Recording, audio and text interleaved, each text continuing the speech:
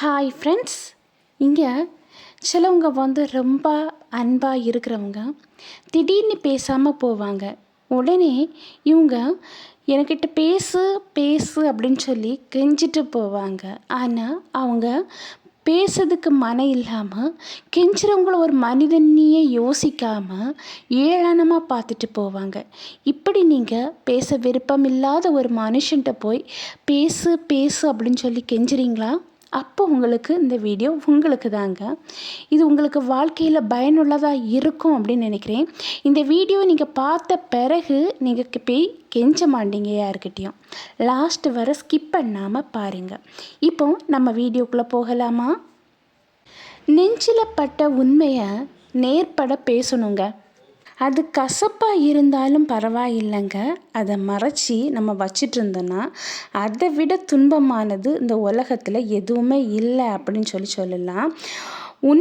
உன்னோட சிலவங்களை பார்த்தீங்கன்னா எதுனாலும் வாயில் வந்தது மாதிரி பேசிட்டு போவாங்க. இப்படி பேசும்போது அதை கேட்டுட்ருக்கிறவங்களுடைய மனமோ எண்ணமோ உடஞ்சி போகும் அப்படின்னு சொல்லி அவங்க கொஞ்சம் வரை யோசிக்கிறதே இல்லை. உங்களால் முடியும் அப்படின்னு சொல்லி யாராவது ஒருத்தங்களை உங்களை ஊக்கப்படுத்திகிட்டே இருப்பாங்க. அப்படிப்பட்ட மனிதன்கிட்ட தான் நம்ம பழகணும். நம்ம ஏன் அப்படின்னு பார்த்தீங்கன்னா, நம்ம கீழே விழும்போது நம்மளை தூக்கி தாங்கி முன்னேற்றி செல்ல அவங்க உதவி பண்ணுவாங்க. அதனால் உங்களால் முடியும்னு சொல்லி யாராவது உங்களை மோட்டிவேஷன் பண்ணுறாங்களா பேசுகிறாங்களா அவங்க கூட நீங்கள் பழகிறது ரொம்பவே நல்லது. அதே போல தான் உங்கள் வாழ்க்கையில் உங்கள்கிட்ட நல்ல அன்பாக இருந்த நபர் திடீர்னு உங்கள்கிட்ட பேச்சை குறைச்சிட்டு போகும்போது நீங்கள் போய் பேசுன்னு சொல்லி கெஞ்சிட்டு இருப்பீங்க. இப்படி கெஞ்சும்போது நம்ம தன்மானம் இழந்து நிற்கும். இப்போது நீங்கள் சிலவங்களை பார்த்தீங்கன்னா பேசுன்னு போய் கெஞ்சுறாங்கல்ல, இது எதனால் கெஞ்சுறாங்க அப்படின்னு சொல்லி ஃபஸ்ட்டு நம்ம பார்க்கலாமா? எதனால் அப்படின்னா அவங்க அதாவது ஒருத்தங்க கிட்ட போய் கெஞ்சுறாங்க. அவங்க பேசாமல் இருந்தால் இவங்களால தாங்க முடியலை. அங்கே ஒரு நிலைமைக்கு வந்துடுறாங்க. ஏன்னா அவங்கக்கிட்ட அளவு கடந்த அன்பு வச்சு அந்த அன்பு காலப்போக்கில் என்ன ஆகுதுன்னா அது அடிக்ட் ஆக்கிடுது. அந்த அன்பு இல்லைன்னா அவங்களால வாழ முடியாது அப்படிங்கிற ஒரு நிலைமைக்கு வந்துடுறாங்க. ஃபார் எக்ஸாம்பிளுக்கு சொல்ல போனால் 2 லவ்வர்ஸ் இருக்காங்கன்னு வைங்களேன். அதில் ஒரு லவ்வர்ஸ் ரொம்ப அன்பாக இருப்பாங்க. ஒருத்தங்க அவங்கள டாமினேட் பண்ணி அவங்கள பூதம் அடக்கியே வச்சிட்ருப்பாங்க. இப்போது அன்பாக இருக்கிறவங்க கிட்ட இந்த அடக்கி வச்சுருக்காங்கல்ல, அவங்க திடீர்னு பேசாமல் போவாங்க. இப்படி பேசாமல் போகும்போது அவங்க மனசு காயப்படும். இந்த அன்பு எப்படி வந்திருக்கும் அப்படின்னு சொல்லி நீங்கள் முதல்ல பாருங்கள். பார்க்கும்போது எப்படி ஆகிருக்கும் அப்படின்னா, முதல்ல இவங்க அவங்கக்கிட்ட அன்பாக இருந்திருக்க மாட்டாங்க. அந்த அடக்கி வச்சுருக்காங்கல்ல அந்த பர்சன் இந்த பர்சன்ட்ட அன்பாக இருப்பாங்க. அதாவது ரொம்ப அன்பாக இருப்பாங்க. அந்த அன்பு இல்லாமல் இவங்களால வாழ முடியாதுங்கிற நிலைமைக்கு வர்றது வர அந்த அன்பாக இருந்துட்டு திடீர்னு பார்த்தீங்கன்னா அவங்க அந்த அன்பை குறைப்பாங்க, பேச மாட்டாங்க, அவாய்ட் பண்ணுவாங்க, இக்னோர் பண்ணுவாங்க நம்மளை. இப்போ இந்த நிலைமையில் ரொம்ப அன்பு வச்சுருப்பாங்க. அவங்க அன்பு வச்சுருக்கிறது உண்மை அப்படின்னு சொல்லி நம்பி ரொம்ப அன்பாக வச்சுருப்பாங்கல்ல, அவங்க அந்த அன்பு இல்லாமல் ஏங்குவாங்க. அவங்ககிட்ட போய் நீங்கள் பேசுங்கன்னு சொல்லி கெஞ்சுவாங்க. ஃபஸ்ட்டு அந்த பேச்சு அவங்க பேசினாதான் இவங்களுக்கு தூக்கம் வரும். அந்த நிலைமைக்கு அடிக்ட் ஆயிடுவாங்க. இதனால தான் அவங்க இன்னொருத்தங்கிட்ட போய் நீங்கள் பேசுங்க, என்கிட்ட பேசாமல் இருக்காதீங்கன்னு சொல்லி கெஞ்சுறதுக்குள்ள ரீசன். இப்போ இந்த வீடியோ பார்த்துட்ருக்கவங்களுக்கு தெரிஞ்சிருக்கும் ஏன் நம்ம அவங்கக்கிட்ட பேசுன்னு சொல்லி கெஞ்சுறோம் அப்படின்னு சொல்லி. சரியா? இனி அவங்க உங்களை இக்னோர் பண்ணுறாங்க, அதுக்குள்ளே ரீசன் என்ன அப்படின்னு சொல்லி பார்க்கலாம். பேசுன்னு போய் நீங்கள் சொல்லும்போது அவங்க பேசாமல் போகிறாங்கன்னா ஒன்று நீங்கள் கெஞ்சுறதை பார்த்து அவங்க சந்தோஷப்பட்டுட்ருக்காங்க, அதை யோசித்துக்குங்க. இன்னொன்று, நீங்கள் இருந்த இடத்துல இன்னொருத்தங்க வந்துட்டாங்க புதுசாக.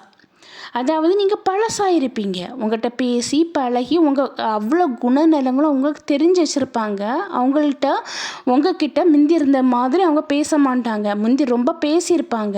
ஏன் அப்படின்னா உங்களை பற்றின சுவாரஸ்யம் எதுவுமே இல்லை, எல்லாமே தெரிஞ்ச விஷயமா மாறிப்போச்சு. அப்போது நீங்கள் பழசாயிட்டீங்க. ஒரு புதுசாக ஒருத்தவங்க இன்ட்ரோடியூஸ் ஆகினாங்கன்னா அவங்கள பற்றி சுவாரஸ்யமான விஷயங்கள் நிறையா இருக்கும். அவங்கள பற்றி தெரிஞ்சுக்கணும், அவங்கள ரொம்ப பிடிச்சிருக்கும் உங்களை விட.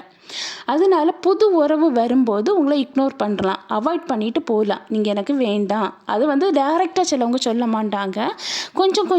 கொஞ்சமாக ஃபோன் பேசுகிறத கொஞ்சமாக கம்மி பண்ணுவாங்க. அப்போவுமே நீங்கள் புரிஞ்சுக்கணும், நம்ம இருக்கிற இடத்துல இன்னொருத்தங்க வந்துட்டாங்க அப்படின்னு சொல்லி. மேபி ஒருவேளை அவங்களுக்கு ஒர்க் லோடு அதிகமாக இருக்கலாம், அதுவுமே 1 நாள் 2 நாள் இருக்கலாம். ஆனால் மந்த் கணக்கில் வந்து அவங்க ஓவராக ஒர்க் லோடு இருக்குது அப்படின்னா அங்கே அவங்க பொய் சொல்கிறாங்கன்னு அர்த்தம். உங்ககிட்ட பேச அவங்களுக்கு மன இல்லை அப்படின்னு சொல்லி அர்த்தம். இதுலேருந்தே புரிஞ்சுக்கலாம். இந்த வீடியோவில் என்ன பார்த்துருக்கோம், பேசுன்னு ஏன் நீங்கள் போய் கெஞ்சுறீங்க அப்படின்னு சொல்லி பார்த்தாச்சு. 2வது அவங்க பேசாமல் இருக்கிறதுக்குள்ள ரீசன் என்னவா இருக்கும் அப்படின்னு சொல்லி நம்ம பார்க்குறோம். 3வது பார்க்க போகிறது, நம்மளை சரி ஒருத்தங்க வந்து பேச வச்சாங்க, அன்பாக இருந்தாங்க, அந்த அன்புக்கு அடிக்ட் ஆக்குனாங்க, இப்போ அவங்களாவே நம்மளை விட்டுட்டு வெளியே போயிட்டே இருக்காங்க, கலந்து போயிட்டே இருக்காங்க அப்படின்னா நம்ம இதில் இருந்து யோசித்து இருந்தோம்னா நம்ம என்ன ஆகும் அப்படின்னா நம்ம லைஃப் ஸ்பாயில் ஆகும். சில லவ் ஃபெயிலியரை பார்த்தீங்கன்னா சூசைட் வர அட்டன் பண்ணுவாங்க. ஏன்னா அதுலேருந்து வெளியே வர முடியலை. கேட்டால் சொல்லுவாங்க, என்னால் அதுலேருந்து வெளியே வர முடியலை. இது வந்து ஒரு கோழைத்தனம்னு நான் சொல்லுவேன். எப்படின்னா, உங்களை ஏமாற்றிட்டு இன்னொரு பர்சன் வந்து அவங்களுக்கு வேணுங்கிறம்போது அவங்கக்கிட்ட போனவங்க அவங்க தான் தப்பு பண்ணியிருக்காங்க, நீங்கள் தப்பு பண்ணலை. அதனால கொஞ்சம் உங்கள் மைண்டை வந்து இப்படி சிந்திச்சு பார்க்கணும். எப்படின்னா, நம்மளை கெஞ்ச வைக்கிற உறவு நமக்கு தேவையா? நம்ம கெஞ்சும் போது அங்கே சுயமரியாதை நம்ம இழந்து போகிறோம். இப்படி அனுதினமும் அவங்கள நினச்சி நம்ம அழுதுட்டு இருக்கிறோம். இந்த உறவு நமக்கு தேவையா? உண்மையான உறவுங்கிறது நமக்கு அழ வைக்காது, நம்மளை கதற வைக்காது, கெஞ்ச வைக்காது. இந்த புரிதலை நீங்கள் கொண்டு வரணும். உங்களை நீங்கள் கெஞ்சுறதை பார்த்து அவங்க சந்தோஷப்படுறாங்க, நீங்கள் அழுறதை பார்த்து அவங்க எந்த ஒரு ரெஸ்பான்சிபிளும் தரல. அப்படிங்கும்போது அவங்களுக்காக நீங்கள் எதுக்கு அழணும்? கொஞ்சம் யோசித்து பாருங்க. நீங்கள் எதுக்காக கண்ணீர் வடிக்கணும்? அவங்க உங்களுக்கு என்ன பண்ணிட்டாங்க? அந்த அன்பு போலியான அன்பு. உண்மையாக ஒருத்தங்க அன்பு வச்சுருக்காங்க, உங்கள் மேலே உயிராக இருக்கிறாங்க அப்படின்னா சரி.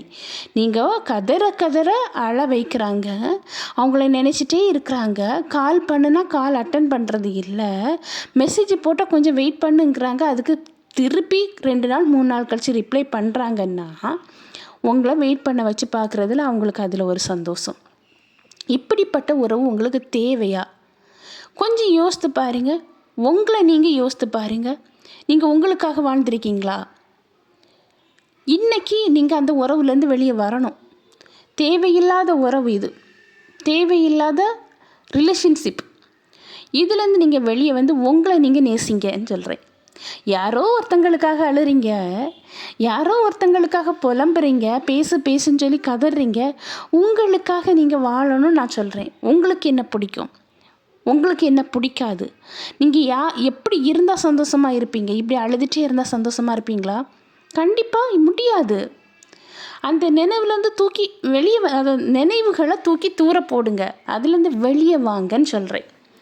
உங்களுக்காக வாழணும், உங்களுக்காக நீங்கள் வாழ்ந்தே ஆகணும். அது நல்லா ஹாப்பியாக இருக்கும் உங்களுக்காக நீங்கள் வாழ்கிறது.